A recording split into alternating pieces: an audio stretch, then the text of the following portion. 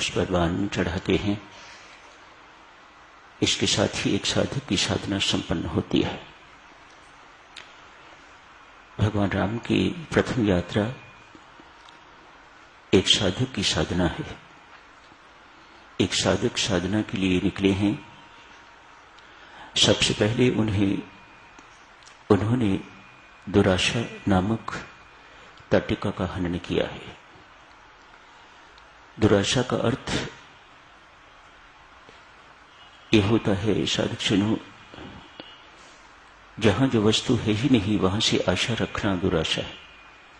ये निराशा नहीं है, दुराशा है। जैसे संसार में सुख है ही नहीं तो वहां सुख की आशा रखना दुराशा है। साधना में आगे बढ़ना चाहते हो तो पहला चरण उस दुराशा का एक ही बाण से हनन कीजिएगा। मुझे संसार से कोई आशा नहीं, संसार में मैं सेवा करने के लिए आया हुआ हूं, संसार से मुझे अपेक्षा कुछ नहीं। दुराशा हटाएगी। भगवान श्री अपनी साधना के माध्यम से हमें बहुत सी बातें स्पष्ट करते हैं। ऐसी दुराशा का हनन कर दीजिएगा और आगे बढ़िए। आपकी बुद्धि यदि जड़ बन गई है, अहल्या बन गई है, उसे चेतन कीजिए। भगवान से, भगवान के चरणों से, भगवान के नाम से प्रीति करके तो अपनी जड़ बुद्धि को, विषयासक्त बुद्धि को चेतन कीजिए। अहल्या का उद्धार। दो चरण। तीसरा चरण, भगवान शिव के धनुष का भंग कर दीजिएगा। अभिमान को तोड़िए, कर्तापन का अभिमान तोड़िए, देह अभिमान तोड़िए। तो इसके साथ ही साधना का तीसरा चरण भी समाप्त होता है। व्यक्ति अब अंतिम चरण में प्रवेश करता है। कल आप जी से अर्ज की थी, जब तक ये अभिमान रूपी धनुष टूटता नहीं, सीता वरमाला नहीं डालती, भक्ति वरमाला नहीं डालती। भक्ति से परिणय तभी होगा जब आपका देह अभिमान मरेगा, जब आप में से कर्तव्यपन का अभिमान मरेगा, जब आप पूर्णतया परमात्मा को समर्पित हो जाएंगे।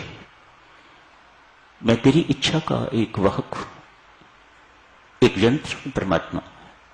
मैं अपनी इच्छा से, अपनी शक्ति से कुछ नहीं कर सकता। आदमी निस्साधन हो जाता है, शक्तिहीन, बलहीन, धनहीन हो जाता है, तो भक्ति वरमाला डालती है, तो भक्ति आपको अपनाती है। बिन भक्ति की शांति नहीं, कल स्वामी जी महाराज ने ऐसा फरमाया था। एक चीज बाकी रह गई है साधकजनों, जो आज पूरी हुई। परशुराम जी पधारे हैं, उनके पास भगवान विष्णु का धनुष कहा जाता है। यह धनुष बड़ा अद्भुत सा है। परशुराम को पता है कि यह धनुष स्वयं भगवान के, स्वयं परमात्मा के, इसे कोई चढ़ा नहीं सकता। आज अंतिम प्रमाण हुआ, धनुष अपने आप ही प्रभु राम की ओर खिसक जाता है। चित्त जब बिना प्रयास, बिना अनायास परमेश्वर के सिमरन में लग जाए तो ये साधना की अंतिम सीमा है, चरम सीमा। इसके साथ ही साधना संपन्न होती है। भगवान श्री भक्ति को लेकर तो अपने साथ प्रस्थान करते हैं अयोध्या की ओर। परिणय हो गया, विवाह हो गया, एक साधक की साधना संपन्न हो गई। आगे की चर्चा साधकजनों आपने पढ़ी है। संबंध की थोड़ी सी चर्चा करने के बाद साधकजनों, एक सप्ताह गुरदासपुर रह के आया हूं। एक दिन वर्षा वहां नहीं हुई। Gurdaspur is surrounded by 3 rivers। Ravi है, सतलुज है, व्यास। शनिवार सुबह मूसलाधार वर्षा हुई तो लोगों ने परमेश्वर का असंख्य बार धन्यवाद किया कि इस इलाके में बारिश हुई है। यहां बारिश थमने में नहीं आ रही। आज सुबह ही मुझे पेपर में पढ़ता नहीं इतना ध्यान से, आज सुबह ही मुझे ये सूचना मिली है,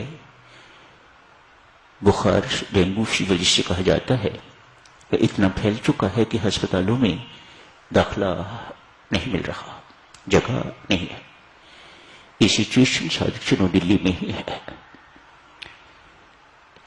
ऐसा लगता है कि दिल्ली पर प्रकृति अति कोपायमान है। कारण वह जाने, परमात्मा जाने, हम अल्पबुद्धि खोज करने पर भी खोज नहीं सकेंगे और हमें खोजने की कोई इच्छा भी नहीं है। 2-4 मिनट के लिए साधक सुनो, संबंध की चर्चा करके जो कल शुरू की थी, उसके बाद आज फिर आप सब सामूहिक प्रार्थना के लिए बैठिए। शेष समय सामूहिक प्रार्थना कीजिए परमात्मा के दरबार में। देखिए सज्जनों, इससे अधिक हमें कुछ करना नहीं आता, इससे अधिक हम कुछ कर नहीं सकते। किसी का बुखार अपने ऊपर नहीं ले सकते। जो फ्लड से, जो दूसरे कारणों से दुखी हैं, ग्रस्त हैं, उनका दुख भी हम बांट नहीं सकते। पैसा भेज दोगे, क्या पता है पैसा उन्हें मिलता भी है कि नहीं मिलता, रोटी रोजी उन्हें मिलती भी है कि नहीं मिलती, लेकिन परमेश्वर के दरबार में आपकी की हुई पुकार जरूर सुनी जाएगी। केवल वही है इस वक्त जो सहाय हो सकता है, केवल वही है जो क्षमावान है। वह क्षमा करे हमारे पाप अपराध, तो ही बेड़ा पार होगा। अतएव हम भौतिक साधनों पर ना निर्भर करके तो परमात्मा रूपी साधन पर, उस पर निर्भर करते हैं, वही भरोसेमंद है। तो थोड़े समय के लिए साधक ने जो कल संबंध की चर्चा शुरू की थी, ईश्वर से नाता क्यों स्थापित किया जाए।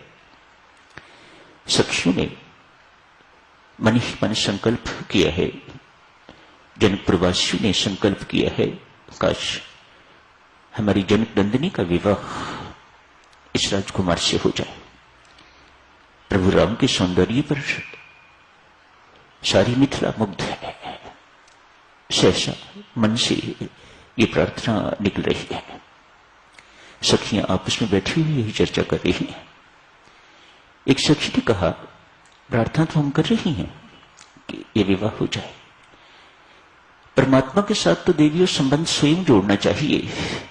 सीता का तो जुड़ जाएगा, हमारे संबंध का क्या होगा। ये सखी बहुत सुंदर बात कहती है। सखियों, इनको देख के ऐसा नहीं लगता कि इनके साथ कभी सीधा संबंध स्थापित नहीं करना। इनके साथ जब भी संबंध स्थापित करना हो, सीता के माध्यम से करना चाहिए। सीता का संबंध स्थापित हो गया तो हमारा संबंध अपने आप स्थापित हो जाएगा। ये मिथिला नगरी के जमाई बन जाएंगे, हमारे जीजा बन जाएंगे, हमारे साथ अपने आप इनका संबंध जो है वह जुड़ जाएगा। सीता